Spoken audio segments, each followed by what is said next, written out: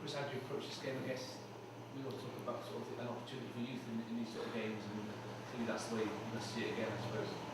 Yeah, I think it's twofold, isn't it? It's we're looking definitely at the next level of talent that we've got down. There's been guys working really hard, and this is their opportunity. I think on the other side of it for us is that we've got some sort of senior guys that are we're expecting to fulfil a leadership role for us. So there's sort of two parts to it really for us. Who in particular do you think could stand out in these next couple of games? Well, I would be expecting I guess the main team guys to be really putting their hand up for selection. I mean, we've got 4 pretty tough rubber games coming up shortly, so there is a bit of competition within the squad. So I'd be expecting those guys to step up. Really, from the youngsters coming through, it's just an opportunity for them to showcase what they can do to us as from the coaching perspective, and it's just really getting our hands on them as coaches, working with them during the week. So I'm sure that like others have gone before them, King and Tipperary, they will pop up out of this competition sometime. Do you enjoy these games as a coach? Because the pressure's off a little bit. You get to sort of use different skills, I suppose, don't you? In a way. What has been really exciting for us, and we experienced it last time. We had the boys for the LV for 2 weeks, and then we've just again noticed it yesterday. The young guys coming through are really keen to learn in the sponges, and they're really working hard. And what we've been able to do with them is to really break the rugby down into micro skill stuff and go back to some real basics of coaching. And again, we've just been able to focus on that for the last 2 days.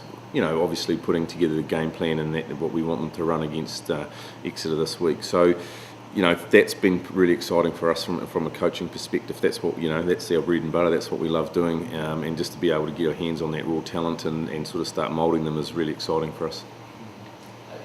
You've lost James King now, to be called for Wales. How much of a blow is that to you? Yeah, obviously, Kingy's a pretty integral part of our team. But I think the key thing is I always keep talking about it's a fantastic opportunity for James, and it's also too a great opportunity for whoever's going to step through and fill his shoes. So that cycle continues, and we're just really excited for him to get an opportunity. Talking about sort of young players who might make an impression, Matthew Morgan was pretty impressive last Friday. He's a player that sort of moved into the spotlight and perhaps drifted away again. How encouraged were you by his performance?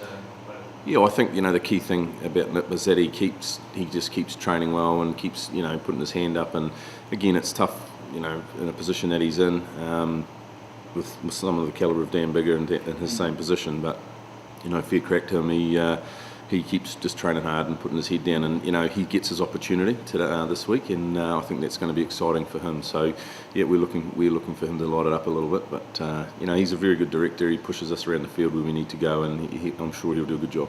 There seems to be a real excitement about him because perhaps he's got a level of creativity which people seem to respond to. Yeah, he can definitely light it up, can't he? So given half a chance, so. Again, I think that's a real strength of his game, so it's something that we'll be looking forward for him. What about Sam Davis? Do you see him as a fullback or a 10 at the moment? Because he seems to be between the two in some way. I definitely reserve that judgment for the guys that play with high numbers on their back. Griffin, he's probably all over that. I like Sam just on the field, to be fair. I think he's got a pretty cool head about him, and he's got a great cannon there in his kick. So he puts us in good places. So just wherever he plays, but I don't know. I mean, you have to talk to the other guys a bit more qualified than I to talk about that, mate. What about Exeter? What do you think of it? Oh, they'll be big, and we've had a wee look through them. Again, we haven't had a whole lot of time to delve into their stuff. We have had a decent look at their set piece. They're big men, so again they'll be looking to shift us around, and as most English packs do, they'll want to put a bit of heat on us up set piece. So we've just got to make sure that we get those little bits right. Again, we've just been focusing on ourselves, really making sure that our youngsters are across the systems that we're using.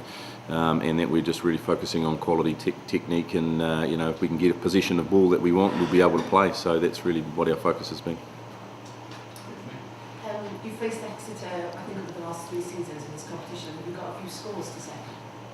Nah, it's not about that. What they do you know, I obviously haven't been there for that long, so this is my first crack at it. But it's not about that at all, really, for us. It's just about making sure that we're getting our young guys ready to go and to perform their skills and showcase what they can do to us, for us, and you know, and for the jersey, they get their chance. You know, a lot of guys have been working hard for a long time, so it's going to be what Exeter will give us as a really combative game and real competition, which will then bring the best out of these players, and that's what we're really excited about.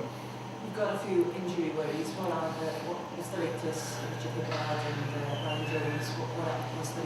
Well, I think it's pretty clear what's happened with Jug in terms of you know, Kingy, those guys have been called up, but I haven't really had a look at the medical list, to be fair. I've just been really focusing on the guys that are fit and ready to go, so you'd have to have a chat to the medical team about that. Sorry.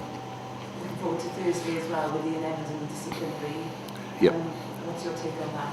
My take on is that it'll be dealt with on Thursday, and you know, I'm not in any position to talk any further about that, but you know, I'm sure something's going to happen in it. So. Central contracts as well is an ongoing thing. We have to ask every Yep. time anything on that. The central contracts. Not that I've heard of. Yeah, I don't.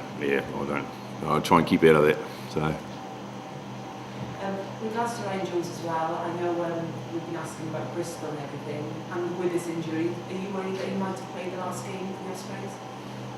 I haven't really thought too much about that. I've just, you know, I guess I've sort of just been reflecting and feeling for him, you know, in terms of where he is with the Welsh team at the moment, and it's a pretty tough break. You know, he's a pretty proud man, and you know, playing for Wales means a lot to him, and not for him not to be involved in the Six Nations is, you know, I know he's doing it tough, but you know, so I haven't really thought too much about that. I just, you know, we're just obviously all feeling for Jug at the moment. So.